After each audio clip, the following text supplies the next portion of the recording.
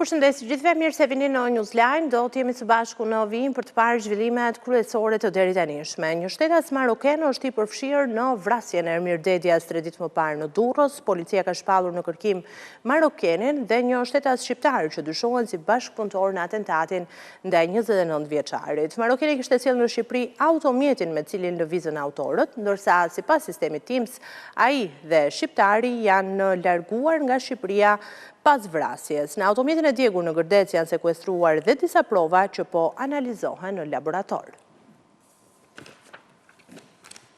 Një shtetas maroken dhe një shqiptar janë shpallur në kërkim për vrasjen e Ermir Dedjas në Durrës, atentati ndodhur vetëm 2 ditë më parë. Burime për ABC News konfirmojnë rolet e 2 të shpallurve në kërkim, të cilët kishin lidhje me atentatin ndaj Ermir Dedjas, i cili dyshohet të jetë antar i grupit të avdyllajve në Durrës. Marokeni dhe shqiptari dyshohet se kanë ndihmuar në organizimin e atentatit, duke siguruar mjetin që u përdor në ngjarje, ndërsa ekzekutorët mendohet të jenë 2 persona të tjerë. Hetuesit kanë mundur që të zbulojnë gjurma në makinën e djegur në Gërdec, në brendësi të cilës u gjet edhe arma e krimit. Provat e gjetura janë dërguar në laborator për ekspertizë, ndërsa rezultatet pritet që të konfirmojnë identitetin e ekzekutorëve. Të dhënat e sistemit TIMS konfirmojnë se pak pas krimit të 2 bashkëpunëtorët janë larguar nga Shqipëria drejt Italisë. Marokeni sipas hetimeve ka sjellë automjetin nga jashtë 1 ditë para ngjarjes përmes portit të Durrësit dhe më pas është larguar bashkë me bashkëpunëtorin shqiptar. Hetuesit po shqyrtojnë disa pista duke patur parasysh edhe prishjen e pazareve të drogës ose hakmarrje, të cilat mund të kenë lidhje me ngjarje të ndodhura më parë në vitet 2015 dhe 2017. Në 2015 ai u arrestua pasi i shiti lëndë narkotike një grupi që synonte ta trafikonte në Kosovë përmes pikës kufitare të Morinës. 2 vite më vonë u arrestua sërish, këtë herë për përkraje ndaj Ismail Nuredinit, autori një plagosje në Shijak. Viktima kishte edhe 2 dënime të tjera të marra së fundmi. Në 2023 u dënua me 7 muaj burg për kundërshtim të punonjësit të policisë, ndërsa në 2021 u akuzua për largim nga vendi i aksidentit. Dedja u vra në lagjen 18 të Durrësit, ndërsa ngjarja e rëndë ndodhi pranë qendrës shëndetësore, teksa i riu po lëvizte në këmbë. Persona ende të paidentifikuar e qelluan për vdekje me plumba Kallashnikovi nga një makinë bardhë tip Seat. Të përfshirët në këtë ngjarje dyshohet se e kanë ndjekur çdo lëvizje të 29 vjeçarit para se ta vrisnin. Gjatë operacionit të SPAK dhe antimafias italiane janë goditur 3 grupe kriminale që funksiononin për trafikun e drogës, 2 në Shqipëri dhe 1 në Itali. Rrugët që ndiqeshin për sjelljen e drogës ishin nga Turqia dhe nga Ekuadori. Ditën e sotme Eurojust ka patur dhe një reagim ku thotë se janë trafikuar më shumë se 1.8 ton heroin dhe kokain. Dosja italiane për operacionin Ura ka zbuluar edhe rolet e personave të arrestuar dhe atyre në kërkim. Për të gjitha të rejat që vinë nga hetimet që kanë autoritetet qofshin këto italiane, por edhe shqiptare, unë do t'jem në lidhje të drejt për drejt me Ervin Lekën. Ervin, të përshëndes, cilat janë detajet që kemi nga operacioni ndërmarrë ditën e djeshme nga autoritetet shqiptare dhe ato italiane?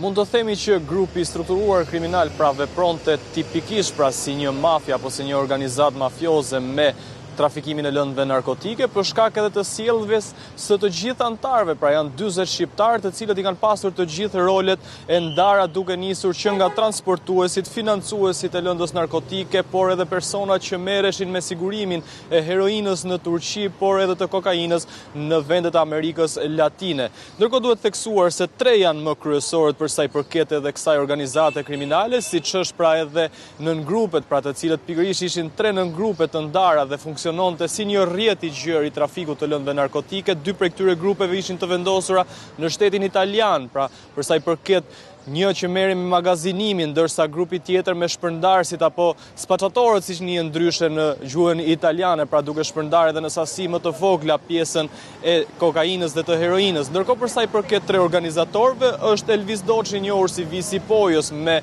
bazë në qytetin e Durrësit, pra i skeduar edhe më herët, ku janë sekuestruar edhe 3 milionë euro kesh në zonën ku ai ndodhe, pra në qytetin e Durrësit. I dyti është Indrit Tafili, po ashtu i afërm i Elvis Doçit, njohje familjare, pra dhe lidhje familjare me njëri tjetrin, ndërsa personi tjetër, Ardi Çopa, i cili shfaqet si kreu i rrjetit kriminal të trafikut të drogës dhe që merrej me sigurimin dhe menaxhimin e të gjithë personave të cilët bënin shpërndarjen dhe ashtu njihej me 3 nofka ku një prej tyre pra Bazholi dhe është zbuluar nga komunikimet në Sky ECC, por edhe biseda që ai kishte me pjesëtarë të tjerë të grupit kriminal. Droga kryesisht pra kokaina merrej në Ekuador apo vende të tjera të Amerikës Latine, vjen në dispozicion të grupit në Itali dhe përveç pjesëve të paktën ky grup me 40 shqiptar dhe 12 shtetas italian ka mundur që përveç kokainës dhe heroinës që është sekuestruar nga ana autoriteteve italiane, ka mundur që të trafikojnë një shumë për 1.8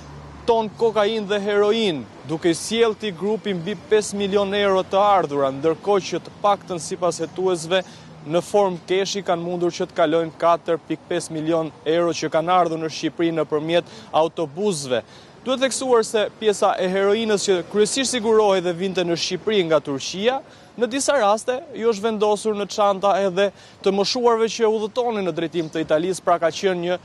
mirëfillt pra i organizuar edhe transportin, ndërsa 6 prej personave që kanë masa sigurie kanë qenë edhe shofer, pra bënin rolin e transportuesve për në drejtim të Italisë.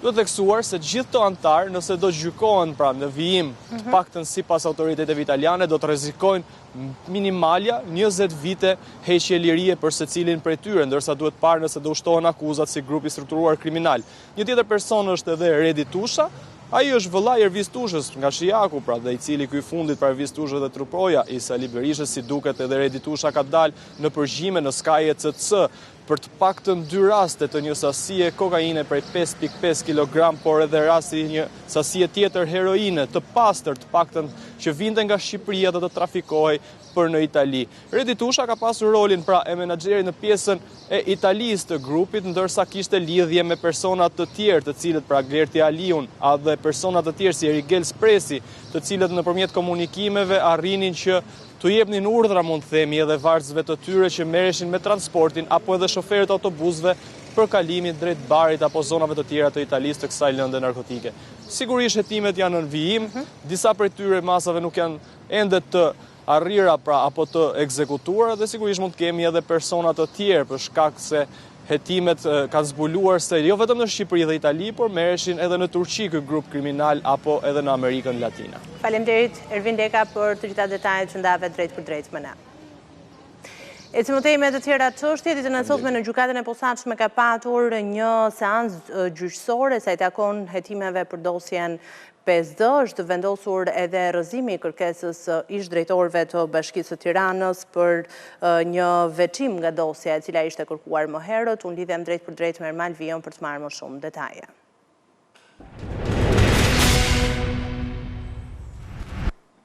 Ermal, të përshëndet, cilat janë informacionet që kemi nga kjo seancë gjyqësore?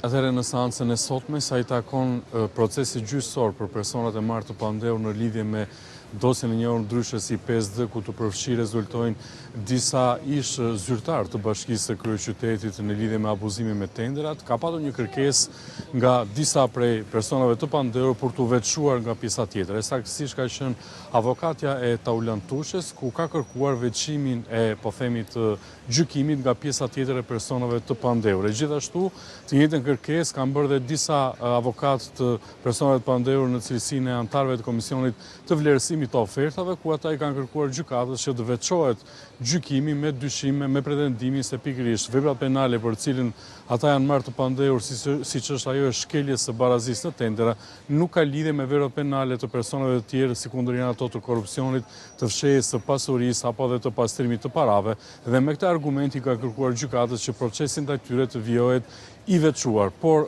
kjo kërkesë e tyre është rrëzuar nga gjykata, duke vendosur që tashmë procesi në themel ndaj personave të marrë të pandehur në lidhje me dosjen e njohur si 5D të vijojë të gjithë së bashku dhe do të kemi, po themi, një proces në themel ku nuk do të kemi veçim të kësaj dosje. Nga ana tjetër, më herët të gjithë personave të pandehur është refuzuar edhe gjykimi i shkurtuar, ka qenë gjykata e cila ka vendosur që ndaj tyre të vijojë procedura me gjykim të zakonshëm, duke ju hequr kështu mundësinë që ndaj tyre të zhvillohet procesi me gjykim shkurtuar dhe në rast se ata do gjendeshin në fund fajtor të përfitonin ulje të dënimit me 1/3. Por kjo kërkesë gjithashtu ju është rrëzuar nga gjykata e posaçme. Faleminderit Ermalvia për raportimin.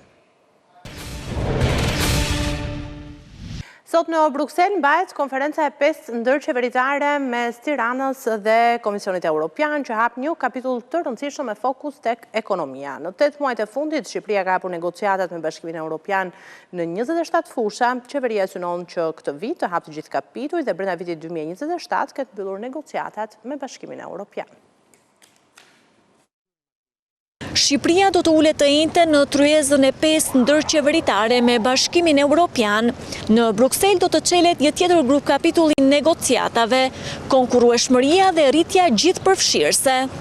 Ky grupim përfshin 8 fusha me në krye politikat ekonomike, monetare, industriale, sociale, tatimet, punësimin, bashkimin doganor si dhe arsimin e kulturën. Ky grup kapitull cilësohet të jetë rëndësishëm edhe për shkak të impaktit që do të ketë për qytetarët shqiptar. Kjo do të thotë shërbime publike më të thjeshta dhe transparente, mbrojtje më të fortë për punëtorët dhe vende pune më të sigurta. Po ashtu, bizneset shqiptare do të kenë mundësi të rriten dhe të jenë konkurrues në tregjet europiane. Ndërsa të rinjt shqiptar do të kenë më shumë akses në arsim, bursa, kërkim shkencor apo dhe programet e trajnimit të Bashkimit Evropian. Për gjatë këtyre 8 muajve, Shqipëria ka hapur negociatat me Bashkimin Evropian për 27 fusha. Fillimisht u çel grup kapitulli i themeloreve që përfshin sundimin e ligjit dhe shtetin e së drejtës. Më pas u hapën negociatat për grup kapitullin e marrëdhënieve me jashtë si dhe tregun e brendshëm. Ambicia e qeverisë është që deri në 2027 të mbyll të gjithë grup kapitujt e integrimit, në mënyrë që brenda 2030-s të jetë antare me të drejta të plota e Bashkimit Evropian. Ky objektiv u konfirmua dhe nga liderët e përfaqësuesit e lartë të Bashkimit Evropian, të cilët nga Tirana javën e shkuar rikonfirmuan mbështetjen për perspektivën europiane të Shqipërisë. Për këtë hap shumë të rëndësishëm të Shqipërisë do të diskutojmë në këtë moment. Me mua në studio është bashkuar zoti Geron Kamberi. Përshëndetje, faleminderit zoti Kamberi që bashkoheni me ne. Një tjetër grup kapitull shumë i rëndësishëm që pritet hapet ditën e sotme në konferencën e 5 ndërqeveritare mes Shqipërisë në Bruksel. Ju në fakt e keni paralajmëruar edhe më herët, duke patur parasysh të gjithë listën e grup kapitujve dhe të konferencave ndërqeveritare që janë parashikuar në kuadër të antarësimit, por çfarë do të thotë konkretisht një hap i tillë? Gjithsesi, hapja e grup kapitullit të tretë, pra fillimi i negociatave për hapjen e grup kapitullit të tretë lidhet me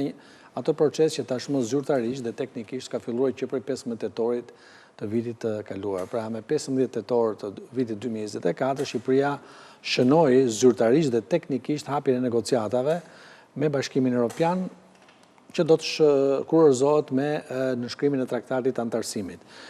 Grup kapitulli parë që u hapën 15 tetor të vitit 2024, u pasua me hapjen e grup kapitullit 6, që lidhesh me politikën e jashtme dhe të sigurisht në 17 dhjetor të vitit 2024, pra shumë afër. Me 14 prill u hap grup kapitulli 2 që lidhet me tregun e përbashkët evropian dhe me 22 maj ne kemi hapjen e grup kapitullit të tretë që lidhet me konkurrueshmërinë dhe rritjen gjithëpërfshirëse. Dhe mbetet edhe 2 kapitujt e tjerë, që është grup kapitulli 4 dhe i 5. Pra në këto rrugtim, pra në më pak se 6 muaj do të thoja, ose diku edhe pak më shumë, pra Shqipëria edhe për shkak të objektivit strategjik që siç e dim tashmë është vendosur qoftë nga Bashkimi Evropian, por edhe nga qeveria shqiptare për të përmbyllur procesin negociator brenda 2 viteve, pra deri në fund të 2027-s, e justifikon të ritëm të përshpejtuar të procesit të negociatave midis Shqipërisë dhe Bashkimit Evropian. Grup kapitulli 3 që do hapet sot, pra zyrtarisht do të fillojë negociatat, ka brenda disa kapituj, 9 kapituj, duke filluar që kapituj që lidhen me politikat industriale, të taksave, të politikave sociale dhe të kërkimit shkencor dhe arsimit. Pra, po ta shikosh, është një tërësi kapitush që lidhin ekonominë dhe me kapitalin human. Çka tregon që Bashkimi Evropian e shikon rritjen ekonomike jo thjesht si volum tregtar, por si një rritje ekonomike që nuk përjashton askënd, dhe prandaj është dhe termi rritje ekonomike gjithëpërfshirëse,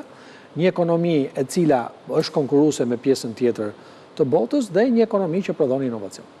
Në fakt, ne kemi diskutuar shpesher për gjithë grup kapitujt që hapen edhe për ndikimin që ato ka në tregun e brendshëm, por edhe tek jeta e qytetarëve, njërështë edhe tek përafrimi i legjislacionit. Duke patur në fokus grup kapitullin e sotëm, çfarë ndikimi do të ketë ai? Grup kapitulli i sotëm veçanërisht ka një element shumë të rëndësishëm që lidhet me ato që quhet ato kapitull që kanë bëjnë me kapitalin human. Pra, si tu është grup kapitulli i 24 që lidhet me arsimin dhe i 25 që lidhet me kërkimin shkencor dhe inovacionin. Pavarësisht ato janë dy politika të cilat nuk janë pjesë e politikave komunitare, por çdo vend kandidat për Bashkimin Evropian i ka politika të cilat i vendos vetë mënyrën se si do ta ketë modelin dhe sistemin arsimor universitar apo sistemin kombëtar të kërkimit shkencor. Ajo duhet të përballet me disa tregues që Bashkimi Evropian i ka të përbashkëta për gjithë vendet që synojnë të antarësohen, pa edhe për vendet anëtare, që tregon Shqipëria duhet të ketë nivele të larta të financimit të kërkimit shkencor, pra duhet kapi objektiva deri në 2% të GDP-s që ta financojë për kërkimin shkencor, duhet të ketë financim për arsimin, qoftë ky pa universitar apo universitar dhe mesatarja e vendeve të Bashkimit Evropian është edhe deri 3% të GDP-s, dhe nga ana tjetër Shqipëria duhet të ndërtojë një sistem të arsimit dhe të kërkimit shkencor që janë pjesë e zonës europiane të arsimit dhe zonës europiane të kërkimit shkencor. Pra, sistemi që të arrijnë të ndërveprojnë, tashmë ky proces ka filluar prej vitesh, por që do të bëhet më i zhdërvjellët dhe kontaktet do të jenë më të shpejta. Për sa përket pjesës ekonomike, Shqipëria duhet të ketë politika industriale, të cilat bëjnë të mundur që të ketë një ekonomi e cila arrin të përballojë konkurrencën që vjen nga vendet e Bashkimit Evropian, por nga ana tjetër duhet të ketë një rritje ekonomike gjithëpërfshirë. Pra, sisteme të politikave sociale, të cilat dhe ata që për arsye të konkurrencës apo të dinamikave që ka tregu punës dalin pa punë, të kenë një sistem të mbrojtjes sociale, i cili i bën të mundur që ata të rikthehen sa më shpejt në tregun e punës, dhe elementi tjetër shumë i rëndësishëm është pjesa e transformimit digjital. Ka një kapitull veçantë për transformimin digital dhe neve nëse do kemi parasysh faktin edhe të debatit që po zhvillohet në nivel global për ndikimin që do ketë teknologjitë e informacionit, inteligjencë artificiale dhe automatizimi i ekonomisë, ato të njohurit tashmë robotët humanoid, tregon që Shqipëria është përballë një grup kapitujsh, jo nga më të vështirët, por gjithsesi do të ketë shumë sfida dhe këto nëse do të përkthehen në politika dhe forcim institucional brenda vendit, natyrisht do të shndrohen në rezultate të prekshme edhe për të gjithë, për mënyrën e funksionimit edhe për shërbimin që marrin qytetarët dhe gjithçka tjetër. Tani, ne i përmendëm sot i Kamberi ritmet shumë të shpejta që ka patur Shqipëria në gjithë këtë rrugë përgjatë këtyre viteve dhe muajve. Nga ana tjetër është vënë re edhe një lloj përqafimi i përfaqësuesve të lartë institucioneve të Bashkimit Evropian, po edhe të liderëve në vetvete për të gjithë rrugën që Shqipëria ka ndjekur, duke sjellë këtu në vëmendje edhe deklaratat që kanë patur, qoftë në samitin e Komunitetit Politik Evropian, edhe në konferencat e tjera ndërqeveritare. Në përshpejtimin e procesit, ju çfarë prisni? Si do të ecet në vijim? Natyrisht, siç e përmenda edhe pak më parë, për shkak të këtij objektivi strategjik që tashmë është bërë publik, pra qoftë nga Bashkimi Evropian, më rast nga kryekomisionera von der Leyen dhe komisionera e zgjerimit Kos, në moment që ata morën votbesimin para Parlamentit Evropian, ato parashtruan si objektiv strategjik për këtë mandat të Komisionit Evropian që të paktën mekanizmi i zgjerimit ose politika e zgjerimit që si thosh është ndërprerje që prej antarësimit të Kroacisë në 2013, pra të shënojë një hap tjetër duke antarësuar të paktën 2 vende nga Ballkani Perëndimor. Ky është objektivi strategjik, siç është Shqipëria dhe Malizi, që edhe në gjykimin dhe vlerësimin e Komisionit Evropian janë vendet që janë më afër këtij procesi. Dhe natyrisht kjo është mbështetur edhe me deklarata politike, pra ky objektiv strategjik, sepse duhet kemi parasysh që politika e zgjerimit, e kam theksuar edhe herë tjetër, është një politikë që përfshin atë që quhet politika jashtme e përbashkët e Bashkimit Evropian dhe sigurisë. Pra është një instrument politika zgjerimit, pra duke zgjeruar Bashkimin Evropian në rajone të tjera që janë në kufit e jashtëm Bashkimit Evropian, kemi një Bashkim Evropian që është më i sigurt dhe natyrisht ka edhe më shumë mundësi për zhvillimin ekonomik, sepse hapen tregje të reja. Po së pari është një zgjerohet perimetri i sigurisë së Bashkimit Evropian, ai që quhet kordoni sanitar, ai bëhet edhe më i gjerë dhe natyrisht Bashkimi Evropian ndihet më i sigurt në kufijtë e tij të jashtëm, sepse brenda vetes do ketë vende të cilat ndjekin të njëjtat parime, standarde, politika, qoftë në politikën e brendshme apo që standardet ekonomike dhe demokracisë, por edhe në politikën e jashtme. Dhe qofse do rikthejmë edhe një herë pyetjes tuaj, do të kemi parasysh që edhe vetë procesi i antarësimit, edhe procesi i negociatave, është një proces që zhvillohet një trekëndër, siç është Bashkimi Evropian, pra vendet anëtare që përfaqësohen në samitet radhës Bashkimit Evropian me kryetarë shtetësh dhe kryeministra, Komisioni Evropian që ndjek procesin teknik dhe shteti shqiptar. Dhe ne dim tashmë që do të ketë edhe një, nëse negociatat përmbyllen me sukses brenda 2027-s, pjesa që do vi më pas, që nuk është daqë e thjeshtë, do të jetë procesi i ratifikimit traktatit antarësimit. Që nënkupton që duhet një vullnet politik nga vendet anëtare nëpërmjet parlamenteve tyre apo vende që mund t'i drejtohen dhe referendumit për të ratifikuar këtë traktat, kështu që është nevojshme edhe ky përqafim që ju thatë i kësaj politike. Në fakt, më duhet se jam vëmendje edhe faktin se ne në Shqipëri jemi në situatë post-zgjedhore dhe nëse i referohemi fakte edhe zotimit që pati kryesocialisti Edi Rama, edhe po i referohem kështu duke patur parasysh se Partia Socialiste fitoi pikërisht me këtë premtim, po themi, të antarësimit të Shqipërisë në Bashkimin Evropian, duke sikur të gjithë faktorët tani më janë bashkë, qoftë politika e Bashkimit Evropian për zgjerim Ballkanin Perëndimor, po nga ana tjetër edhe vota e shqiptarëve që u duk se ishte pro këtij antarësimi edhe për afrimin me Bashkimin Evropian. Kjo është e vërtet, por aq është e vërtet që të gjitha anketimet që janë bërë për opinionin publik, që kur ka filluar ky si proces, nëse që pas viteve 90 dhe që e dallon Shqipërinë edhe përkundrejt vendeve të Ballkanit Perëndimor, opinioni publik shqiptar ka qenë gjithmonë në mbështetje të procesit të zgjerimit. Madje shpesh me ironi në vendet anëtare të Bashkimit Evropian, por edhe nga zyrtarët të Bashkimit Evropian që kanë ardhur, kanë vizituar Shqipërinë, kanë ngelur të manitur nga kjo përkraje kaq e madhe e opinionit publik shqiptar, ku ndërkohë në vendet e tyre përkraje për Bashkimin Evropian po binte apo euroskepticizëm në një lloj po rritej. Kështu që kjo ka të bëjë edhe me filozofinë dhe me frymën që ka edhe opinioni publik, po edhe populli shqiptar në përgjithësi, edhe për shkak të një periudhe të gjatë izolimi, madje shpesh thuhet që shqiptarët, ose populli shqiptar, po flas ato që jeton brenda territorit të Republikës së Shqipërisë, de facto është i antarësuar në Bashkimin Evropian, përsa kohë që 1,5 milion shqiptarë, që u pa dhe nga statistikat për votimin e diasporës, jetojnë në vendet anëtare të Bashkimit Evropian. Po edhe gjeografikisht. Patjetër, gjeografikisht, po, gjeografikisht ka shumë vende që janë afër Bashkimit Evropian, po administrativisht nuk janë pjesë e Bashkimit Evropian. Në këtë rast unë po flas edhe për një frym, edhe për shkak të afërsisë që ka Shqipëria me dy vende anëtare të Bashkimit Evropian, siç është Greqia dhe Italia, ku dhe masa më e madhe e emigrantëve që lëvizën pas viteve 90 drejt këtyre dy vendeve e ka rritur në mënyrë të dukshme numrin atyre qytetarëve që lëvizin. Heqja e vizave pastaj në 2010 dhe lëvizja shumë e shpejt, po të shikosh sot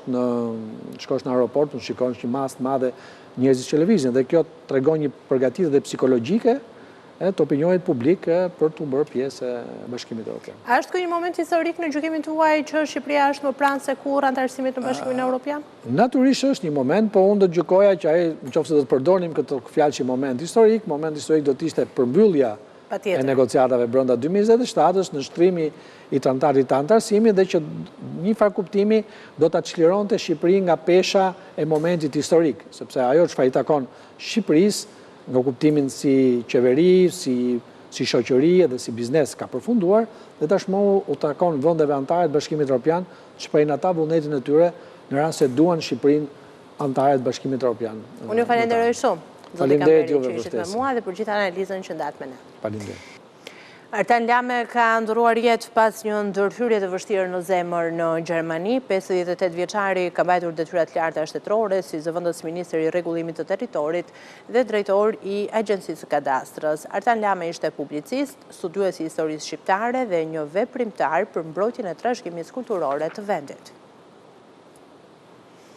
Ishte gjithçka e përgatitur për Newsline për ditën e sotme, zhvillimet e fundit përditësuara minutë pas minute nga vendi, rajoni dhe bota. Ju mund të gjeni dhe në faqen ton abcnews.al, njerëz dhe në valët e radios 105 FM. Bashkë përshëndetemi këtu, mirupafshim.